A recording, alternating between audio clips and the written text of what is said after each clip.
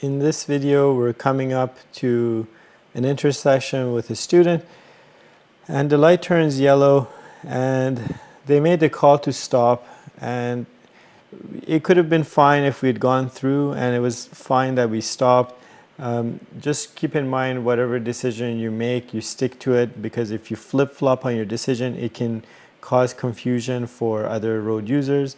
And if you are planning on stopping, make sure that you've checked your rear view mirror to make sure the vehicle behind you is on board with that plan, and also you're not suddenly surprising them. So the light turns to yellow, and we do somewhat of a firmer brake here.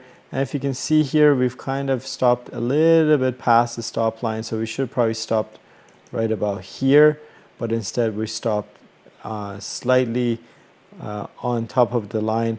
Our wheels are not on the line yet, but it should be the front bumper that is behind this line. So if we just play this back slightly, as we're approaching, we can see the light is green. We should be thinking, we've seen this light be green as far as we could see from back there, so it might change on us, and it changed on us, and we decided to stop, except we've stopped a little bit too far forward.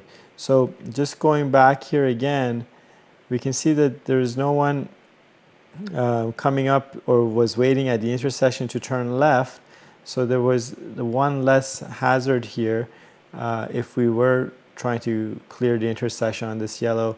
And given the fact that the yellow was on for another second or so as we came to a stop, this is giving us an indication that if we decide to clear the intersection, it would have been fine as well. And the other thing is, if we saw the yellow from back here, and we should be able to stop here safely, given that it was a 40 here, although it says 40 ends. So past this point now, once we pass this sign here, we're back in a 50 zone, at least at the time of this video.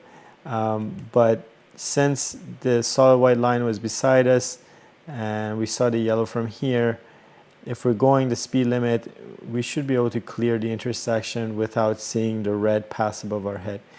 Either way, whether we stopped here or whether we went through, both of those would have worked given this particular scenario, given our speed, given our distance from the intersection, given the road condition was nice and dry.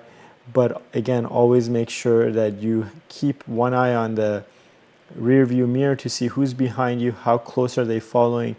Is it a tractor trailer carrying a heavy weight behind them? Because they might not be able to stop in a short distance that we managed to stop in, okay? So pay attention to those things, especially coming up to intersection.